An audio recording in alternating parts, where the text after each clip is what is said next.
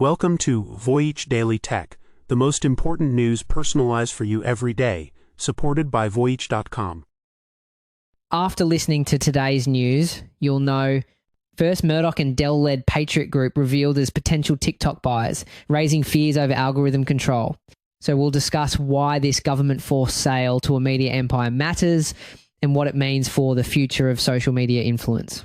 Second, OpenAI partners with Apple supplier Luxshare and acquires Jony Ive's firm for $6.4 billion, escalating its hardware war against Silicon Valley. We'll analyse why this two-front assault is a turning point and how it could affect the competitive dynamics of consumer AI devices. Third, Berkshire Hathaway quietly dumps its 3,890% return BYD stake, signalling a retreat from Chinese tech amid rising geopolitical risks. We'll explore how this exit from a miracle investment could transform institutional strategies for investing in Chinese technology. Fourth, Apple withholds new AI features from Europe, blaming the EU's DMA for creating a worse experience and undermining innovation. In this episode, we'll break down this critical development and what it signals for the future of global platforms and standards. Fifth, the UK develops sovereign AI for its Supreme Court, achieving 9% higher accuracy but raising new risks of systemic bias. Today, we'll take a closer look at this technical breakthrough and its implications for legal liability and the future of justice systems. So, the most unexpected news in the media world today has to be this. Some of the biggest names in media and tech are teaming up for a blockbuster deal to buy TikTok in the US. A while back, we talked about how Trump kept hinting at a mystery group of very wealthy people ready to step in. In a Fox News interview, Donald Trump just revealed the potential buyers, and the list is a bombshell. He named Oracle chairman Larry Ellison and Dell founder Michael Dell. But the real surprise? Trump said Lachlan and Rupert Murdoch, the heads of the Fox and News Corp media empire, would also probably be involved in the group. He called the men American patriots who would do a really good job. Here's where it gets interesting. We previously analysed the national security framing around TikTok as a battle over data and influence. Today, the twist is who might hold the keys. The involvement of the Murdochs raises huge questions about the future of the platform. We've seen tech billionaires like Elon Musk with X and Jeff Bezos with the Washington Post acquire major platforms, but this is different. This isn't a simple business deal. It's a government forced sale to a group being publicly labelled as patriots. The concern, based on the history of media ownership, is how this could influence what you see in your feed. Media empires have a long track record of shaping public opinion, and a powerful algorithm in their hands could potentially amplify certain viewpoints and create echo chambers, changing the very culture of the platform. The stakes are astronomical. This isn't just about an app. It's about control over the platform's 170 million American users. We previously noted how Congress labelled TikTok a foreign adversary-controlled application, and that framing is exactly what's driving today's pressure campaign. The entire situation is forced by a US law demanding that TikTok's Chinese parent company ByteDance sell its US operations due to national security fears that Beijing could access user data. Continuing our last discussion about CFIUS and what control really means, a key precedent was set back in 2019 when the Committee on Foreign Investment in the United States, or CFIUS, ordered a Chinese company to sell the popular dating app Grindr over similar fears. In earlier reporting, we walked through scenarios where ByteDance might still retain a large stake on paper. If that kind of structure were to reappear, the composition of this Murdoch, Ellison, Dell group becomes even more consequential. This TikTok situation is setting a much larger precedent that could impact other major foreign-owned tech companies and even raises the risk of other countries like China demanding similar sales from American tech giants operating there. But that's not the whole picture. The real turning point is a signal from the White House just a few days ago that a deal could be signed in the coming days. White House Press Secretary Caroline Leavitt went on the record stating that after a deal, not only would data and privacy be led by Oracle, but the algorithm will also be controlled by America as well. Now, that phrase, the algorithm will be controlled by America, sounds simple, but the technical reality is incredibly complex. As we've discussed before with Project Texas, you can't just copy and paste a sophisticated recommendation engine like TikTok's. It's deeply woven into its development, environment, and data pipelines. Oracle has been working on something called Project Texas to house US user data and monitor the code, but reports have suggested that even with these safeguards, ByteDance employees in China were still able to access US data and influence the algorithm. So whether the new owners get a clean, separate version of the code or have to rebuild it from scratch is a massive unanswered question. This isn't just a corporate sale, it's a high-stakes power shift. And here's the strategic leverage for Beijing. China has strict export control laws that specifically list recommendation algorithms as a restricted technology. This means Beijing could approve the sale of the TikTok brand and its user base, but forbid the transfer of the actual secret sauce, the powerful algorithm that makes the app so addictive. The new American owners might just be buying the stadium, but not the all-star team that wins the games. That's why earlier scenarios we discussed, like complex licensing or a US built replacement, are back on the table again. The proposed deal raises the prospect of the Murdochs and the Ellisons, two of America's most powerful families in media and technology, gaining significant influence over one of the country's most popular social media apps. From mystery bidders and framework debates to name power players and talk of an imminent signing, that's the update and the stakes. Speaking of huge power players in the tech world, a seemingly impossible collaboration became a reality yesterday. One of Apple's most important suppliers is now reportedly getting in bed with its biggest new rival, OpenAI. The company is Luxshare, a key partner that assembles Apple's AirPods and even the Vision Pro. For years, Apple has maintained an iron grip on its supply chain, often demanding exclusivity and loyalty from its top-tier partners. So for a major supplier like Luxshare to partner with a direct competitor is frankly a huge deal. It signals a potential power shift in the entire industry, suggesting that leading AI firms like OpenAI can now command the same world-class manufacturing prowess that was once reserved for giants like Apple. The news of its deal with OpenAI was so explosive that Luxshare's stock immediately shot up 10%, the maximum amount it's allowed to move in a single day. Now, this move isn't without major risks. Especially when you zoom out and look at the global picture. OpenAI is a flagship American AI company and Luxshare is a Chinese manufacturer. By doing this, OpenAI is walking a tightrope right through the middle of the escalating US-China tech tensions. This strategy exposes them to potential tariffs, sanctions, and serious questions about relying on a Chinese supply chain that the US government is actively trying to decouple from. It's a high-stakes geopolitical gambit. So what are they building? According to reports, Luxshare is already developing a prototype for a new OpenAI consumer device. Sources say one version could be a smart speaker without a screen, designed to put OpenAI in direct competition with Apple's Siri-enabled products, with a target launch as early as late 2026. Now, you might be thinking, a screenless device? After high-profile AI gadgets like the Humane AI pin struggled, why would OpenAI make this bet? Believe it or not, this isn't just about making a cheaper competitor to Amazon's Alexa. This is a strategic bet on what's called ambient computing. The vision is to create technology that integrates seamlessly and invisibly into your daily life, using voice and AI to be helpful without you constantly needing to look at a screen. Of course, the big question is how they'll make money. Amazon famously lost tens of billions of dollars on its Alexa division by selling hardware at a loss to build an ecosystem. OpenAI has to decide a one-time purchase, a subscription fee tied to ChatGPT Plus, or will the device be a data gathering tool to train future models? The answer will shape the entire market. This is where the situation takes a more complex turn. This isn't just a one-off deal. It's part of a calculated assault. OpenAI has been actively poaching staff directly from Apple to build its new hardware division. We're talking about a strategic brain drain. In 2025 alone, reports indicate OpenAI hired at least 25 former Apple employees, including Tang Tan, a pivotal figure who led design for the iPhone and Apple Watch. And what really brought this to a head was OpenAI's recent move that stunned the industry, buying the hardware startup of legendary former Apple designer Jony Ive, the man who designed the iPhone, iPad, and MacBook Air in a deal reportedly worth a staggering $6.4 billion. OpenAI didn't just hire a famous designer. The key detail is they acquired his entire company, IO Products, which he co-founded with the same Tang Tan they poached from Apple.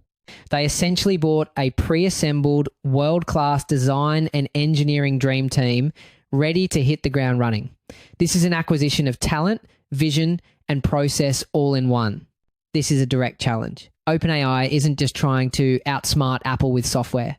It's now building a physical army, recruiting Apple's own legendary talent, and partnering with its most trusted suppliers.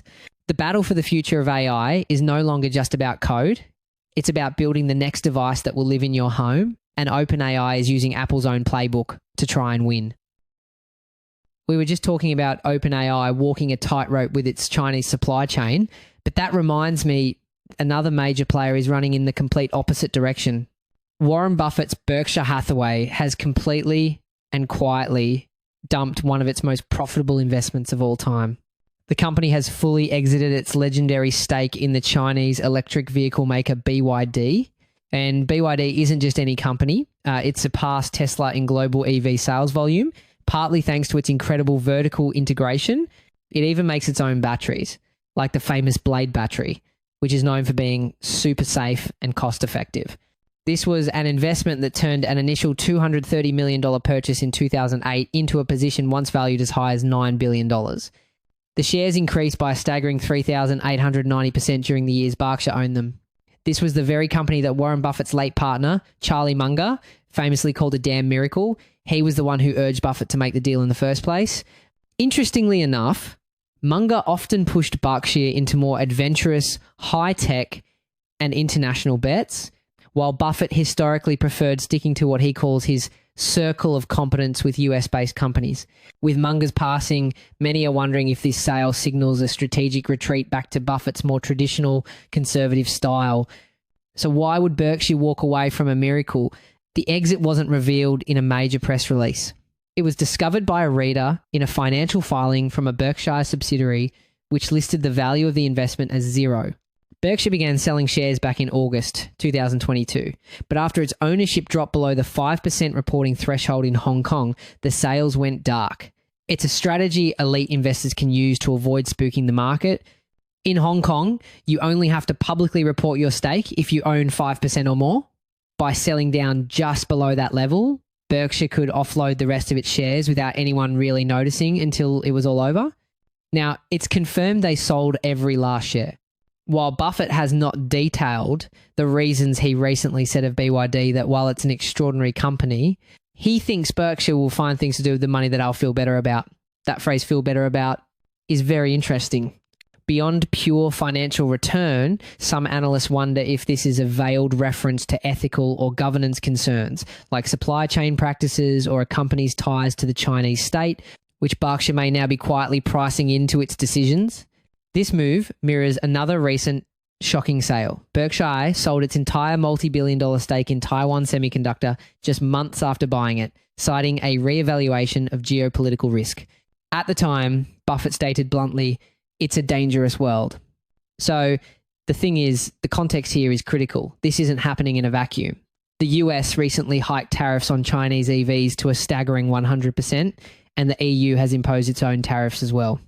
This is part of a broader trend among Western institutional investors to de-risk from China, even if it means leaving massive profits on the table. The signal being sent is unmistakable. Even for a company that delivered one of the greatest investment returns in Berkshire's history, the perceived risk of operating in the region was simply too high to justify holding on. So while some investors are de-risking from China, other American tech giants are facing a completely different kind of battle over in Europe. An Apple executive just accused bureaucrats in Brussels of posing a serious threat to its entire business. And in a stunning act of defiance, Apple is now intentionally withholding its newest features, like live translation for the new AirPods Pro 3, from its own customers across Europe. A while back, we talked about how Apple paused Apple Intelligence in Europe because of the EU's AI Act and the DMA. Today's flashpoint is even more concrete. Live translation itself is on hold, and Apple is tying that decision directly to the same regulatory pressures. This is the latest shot in an escalating war over Apple's famous walled garden. The situation presents a fascinating duality. On one side, the EU claims it's promoting consumer choice by forcing these systems to work together, while on the other, Apple argues its walled garden times is times the choice, a premium option for a secure, integrated experience. The question becomes, does true consumer choice lie in the freedom to mix and match or the freedom to select a perfectly curated but closed ecosystem? This entire fight is about that one question. European regulators are using a new law, the Digital Markets Act, to force Apple to open up its ecosystem. They are demanding that headphones made by other brands work with iPhones, that third-party smartwatches receive Apple notifications, and that AirDrop can send content to non-Apple devices. We previously explained how the DMA, alongside the AI Act, is a lever here, and as we noted then, that regulatory squeeze creates a real opening for companies that built for compliance from day one. This fight has already cost Apple a fortune. The EU recently hit the company with a massive €500 million fine, accusing it of anti-competitive behaviour on its App Store, but Apple is publicly firing back. One executive claims regulators want to, quote, take the magic away from its tightly integrated experience and make us like the other guys. Now, get this. Apple's argument isn't entirely without merit from a technical standpoint. Forcing features like live translation to work with third-party hardware introduces real security risks. Research shows that Bluetooth, the technology that connects these devices, has known vulnerabilities that could be exploited for eavesdropping or data theft. So creating secure connections for outside devices does require significant engineering. The big question experts are asking, though, is whether this is a genuine technical roadblock or a strategic delay tactic to pressure regulators. The challenge is real, but some engineers believe it's completely solvable. Continuing our earlier discussion, remember how smaller translation rivals said they combine AI with human linguists, the human-in-the-loop approach to claim higher accuracy? If Apple keeps live translation off in Europe, those players get valuable runway to win users while Apple sits on the sidelines. And this isn't an isolated incident either. This is the same reason Apple previously delayed the rollout of its major AI features, Apple Intelligence, in the EU. As we said a while back, Apple argued the AI Act and the DMA together made a compliant rollout too risky right now. What we're seeing is the start of something bigger, feature fragmentation or a splinter net of features. It means your access to core technology could soon depend on your zip code. Meta has also withheld features from the EU in response to these same regulations. And as we highlighted before, that fragmentation doubles as a competitive opening, especially for European-based companies that design their products to be compliant from day one. An Apple executive is now on the record stating that European regulators are creating a worse experience for their citizens. He finished with a direct accusation claiming they are undermining innovation, infringing our intellectual property, and damaging privacy and security. But when we place Apple's claim of undermining innovation alongside historical antitrust cases, the contradiction becomes clear. Think back to when regulators forced AT&T to break up its monopoly. It didn't stifle innovation. It kicked off a wave of competition in telecoms. The same thing happened with Microsoft. When courts stopped them from bundling Internet Explorer with Windows, it opened the door for new browsers like Firefox to emerge. So, while Apple claims this is hurting innovation, history suggests that forcing a dominant player to open up can actually do the exact opposite. We were just talking about Apple's AI features being held back by regulation in Europe. Well, that brings us to our final story, where the UK is taking matters into its own hands by developing its own sovereign AI win. A top researcher just delivered a bombshell statement about the UK's highest courts, calling the way they record history-making hearings stuck in the past. Professor Konstantin Orasan says that while our courts deal with society's most important questions, the way we access and record those hearings is completely outdated. But his team at the University of Surrey didn't just complain about it. They built a solution, a custom artificial intelligence tool designed specifically for the unique language of British courtrooms. Actually, this move fits into a massive global trend called sovereign AI. The idea is that nations are starting to build their own AI for critical functions like justice, to reduce their reliance on foreign tech giants.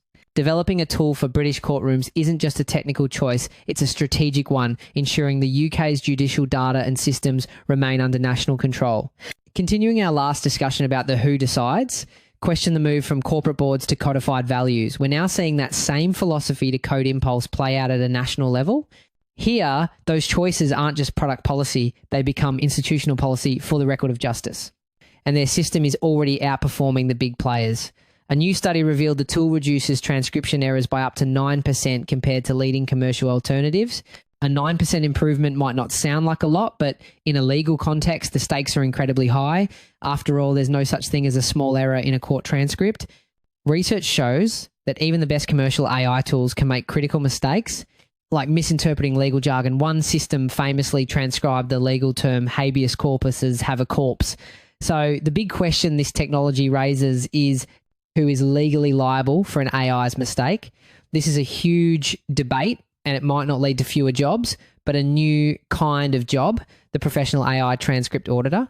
A while back, we walked through that wrongful death lawsuit tied to a chatbot and asked whether Section 230 protections hold when the AI itself generates the speech. This is the courtroom version of that same risk. The secret was training the AI on a massive data set of 139 hours of actual court hearings and dense legal documents. However, if you zoom out, you'll see another layer of risk at play: bias. The data an AI is trained on determines its biases. This model was trained on UK Supreme Court data, which is fantastic for understanding the formal language of top barristers. But what happens when this technology is used in lower courts with witnesses who have strong regional accents like Scouse or Glaswegian or are non-native English speakers? There's a real risk that the official record could become less accurate for certain people, creating a new invisible form of systemic bias right inside the justice system. And if that was just the appetizer, the main course is the transparency paradoxes this creates. The AI can semantically match paragraphs from a final judgment to the exact timestamp in the video where that argument was originally made, creating a searchable, verifiable record. This decision brings both the benefit of open justice and comes with the inherent risk of misuse. Imagine how easily short, decontextualized video clips of a lawyer's argument could be used to create viral misinformation or to harass people involved in a case. This could have a chilling effect on how lawyers present their arguments, knowing every word is permanently and easily retrievable. This isn't just a concept in a lab. The technology is already attracting serious interest from the UK Supreme Court itself, as well as the National Archives. The stated goal is to make justice more transparent and accessible for everyone. By tailoring AI to the specific needs of the legal world, a university project is now poised to bring unprecedented clarity to the most powerful court in the land. That's it for today on Voyage Daily Tech. Follow, share, and stay tuned for daily updates coming your way tomorrow.